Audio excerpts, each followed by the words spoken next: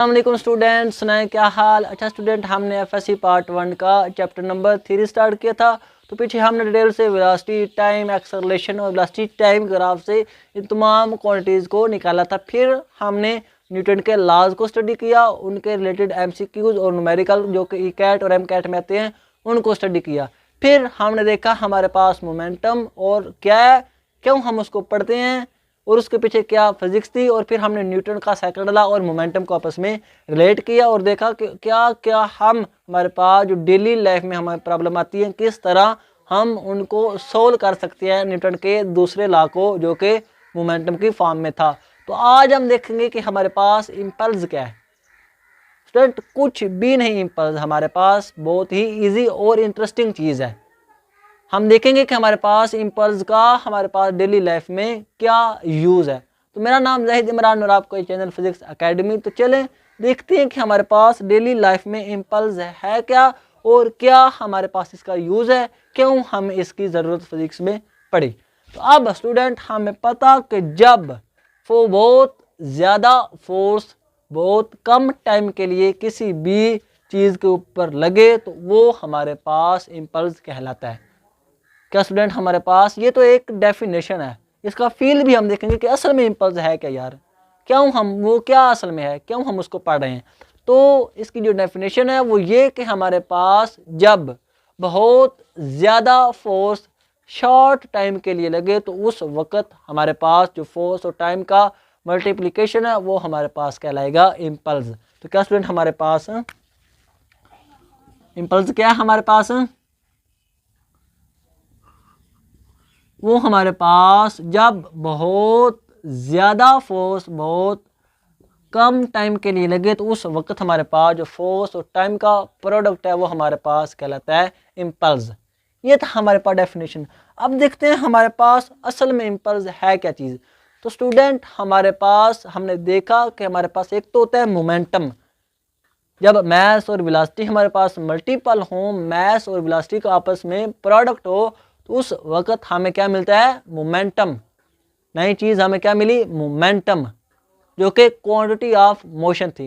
लेकिन सपोज को स्टूडेंट हमारे पास पहले बॉडी इधर है, इधर उसकी हमारे पास मैस कितना है 5 ग्राम और वेलोसिटी उसकी हमारे पास है 2 मीटर पर सेकंड। वो ऐसे मूव कर रही है, इसका मोमेंटम हमारे पास कितना है इनिशियल, वो हमारे पास है 10। लेकिन हमारे पास हमने उस बॉडी के ऊपर फोर्स लगाई न्यूटन के दूसरे लॉ के मुताबिक, हमने उसके ऊपर फोर्स लगाई तो उसका मोमेंटम क्या होगा, चेंज होगा।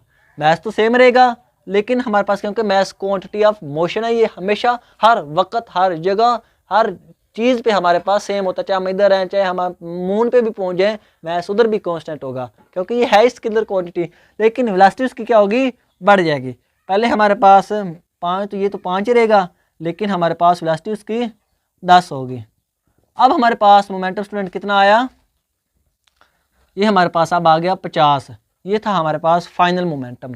तो अब हमारे पास ये जो मोमेंटम में चेंज आया है स्टूडेंट, फ़र्क है, याद रखना। एक मोमेंटम है, एक मोमेंटम में चेंज है, मोमेंटम में फ़र्क है। इनिशियल और फाइनल मोमेंटम हमारे पास कितना फ़र्क आया, चेंज इन मोमेंटम कितना हमारे पास आया, फाइनल को इनिशियल में से निकाला तो हमारे पास 40 का फ़र्क आया। अब स्टूडेंट फ़र्क है, इधर मोमेंटम 10 है इधर 50 है, लेकिन इस सारे रास्ते में जो बीच में मोमेंटम में फ़र्क आया, मोमेंटम में डिफरेंस आया, मोमेंटम जो बड़ा, जो मोमेंटम का चेंज है वो चेंज हमारे पास इम्पल्स कहलाता है। ये असल होता है इम्पल्स, फोर्स का बहुत ज़्यादा थोड़े टाइम के लिए लगना इम्पल्स है, लेकिन असल में हमारे पास उस फोर्स की वजह से जो मोमेंटम में चेंज आया उस चेंज का नाम हमारे पास इम्पल्स है। दोबारा स्टूडेंट, कुछ भी नहीं, कोई हमारे पास ये कोई बला चीज़ नहीं है, सिंपली मोमेंटम में चेंज हमारे पास कहलाता है इम्पल्स। मोमेंटम में चेंज हमारे पास कहलाता है इम्पल्स। जिस तरह हमारे पास ये था, ये तो हम न्यूटन के दूसरे लॉ से भी प्रूव कर सकते हैं। ये था ना न्यूटन का दूसरा लॉ। तो हमारे पास ये टाइम और एफ ऐसे ज़रब हो जाएं, मल्टीपल हो जाएं, तो हमारे पास ये पीछे क्या बचता है, डी पी, हमारे पास चेंज इन मोमेंटम। तो इसलिए हमने पहले कहा था कि फोर्स बहुत ज़्यादा बहुत कम टाइम के लिए लगे तो वो कहलाता है इम्पल्स, जो कि होता है चेंज इन मोमेंटम।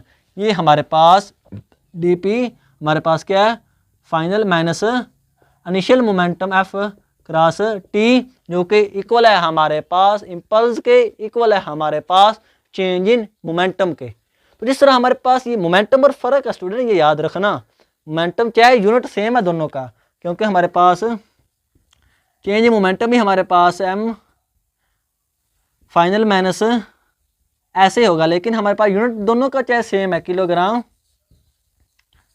ये हमारे पास यूनिट चाहे दोनों का सेम है, डिमेंशनल चाहे इम्पल्स के भी हमारे पास ये कितनी आएगी, ये हमारे पास लेंथ है, ये हमारे पास टाइम है, चाहे हमारे पास ये उसका इम्पल्स का यूनिट ये डिमेंशनल है, ये हमारे पास इम्पल्स का यूनिट है, चाहे यूनिट और डिमेंशनल दोनों के सेम है, लेकिन स्टूडेंट फर्क है, मोमेंटम हमारे पास एम वी है और चेंज इन मोमेंटम जो इस रास्ते में हमारे पास बॉडी में मोमेंटम का चेंज आया, वो चेंज हमारे पास किसके इक्वल है, इम्पल्स के, जो कि बहुत ज़्यादा फोर्स का बहुत कम टाइम के लिए लगना था।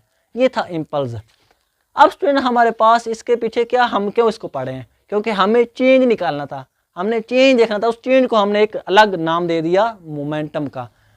स्टूडेंट अगर हमारे पास एक हथौड़ी हो और दो स्टूडेंट ऐसे मेरे पास खड़े हों, एक बेचारा गंजा हो उसके ऊपर कोई बाल ना हो और एक हमारे पास ऐसे बड़े बालों वाला हो, तो जब हमने उसके ऊपर हथौड़ी लगाएंगे तो किसको ज़्यादा दर्द फील होगा, तो आप सब कहेंगे कि हमारे पास वो जो बेचारा गंजा है उसको जब हथौड़ी लगेगी तो उसको ज़्यादा दर्द होगा।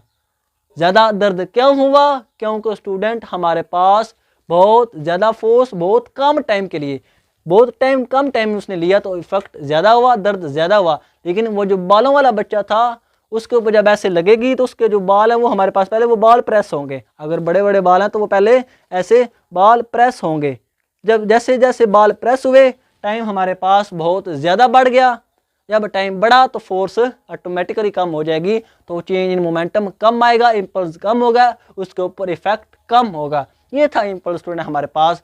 और वो जो बेचारा गंजा था उसको तो ऐसे सीधा उसने थोड़ी कि उसके ऊपर लग जाएगी, कोई उसके बाल नहीं, कोई हमारे पास वो जो बाल हैं प्रेस नहीं होंगे, तो फौरन उसके ऊपर इफेक्ट हुआ फोर्स का, बहुत ज़्यादा फोर्स बहुत कम टाइम के लिए लगी, तो इम्पल्स बहुत ज़्यादा, इफेक्ट बहुत ज़्यादा। लेकिन जब हमारे पास वो जो बालों वाला बच्चा है जब उसके ऊपर थोड़ी लगेगी तो पहले बाल प्रेस होंगे, हमारे पास टाइम बढ़ेगा तो फोर्स ऑटोमेटिकली हमारे पास कम हो जाएगी, तो हमारे पास चेंज इन मोमेंटम भी कम आएगा और इफेक्ट भी कम होगा। ऐसे जैसे हम क्रिकेट खेलते हैं स्टूडेंट, हमारे पास जैसे बॉल हिट करती है बैट को तो बहुत शॉर्ट टाइम होता है उन दोनों के दरमियान, बहुत सेकंड में हमारे पास वो टाइम होता है, तो इसलिए हमारे पास बहुत कम टाइम होने की वजह से फोर्स बहुत ज़्यादा होती है और हमारे पास बहुत लंबा छक्का लगता है। ये हमारे पास जितना ज़्यादा हमारे पास टाइम लेगा बैट, उतना हमारे पास फोर्स कम होगी। आप सब स्टूडेंट हमारे पास क्रिकेट खेलते हैं तो आपने फील किया होगा जब हमारे पास बॉल स्लो होती है तो हमारे पास वो टाइम ज़्यादा लेती है, इसलिए हमारे पास उसको खेलना थोड़ा मुश्किल होता है। लेकिन इतनी स्पीड से बॉल होगी उतना टाइम वो बैट के साथ कम लेगी और उतना लंबा हमारे पास सिक्स होगा। ये था हमारे पास इम्पल्स, बहुत ज़्यादा फोर्स का बहुत कम टाइम के लिए लगना तो ज़्यादा इफेक्ट डालना, चेंज इन मोमेंटम होना, वो हमारे पास कहलाता था इम्पल्स। तो इंशाल्लाह आपके सारे क्वेश्चन आई होप क्लियर होंगे। इनके हम एमसीक्यूज और न्यूमेरिकल हम आप देखेंगे, क्योंकि ये जो सारे टॉपिक्स थे हमारे पास ये मोमेंटम के रिलेटेड थे। मोमेंटम न्यूटन का जो दूसरा वो भी मोमेंटम के रिलेटेड, ये जो इम्पल्स है ये भी मोमेंटम के रिलेटेड, तो हमने इसको पढ़ लिया। अब हम नेक्स्ट इनके रिलेटेड एमसीक्यूज और न्यूमेरिकल जो कि बहुत इंपॉर्टेंट और हर हमारे पास ई कैट और एम कैट के टेस्ट में पूछ जाते हैं उनको भी देखेंगे। तो आई होप आपके सारे क्वेश्चन क्लियर हो गए हैं। आज के लिए इतना, इंशाल्लाह मिलेंगे अगली वीडियो में। ओके, अल्लाह हाफिज़।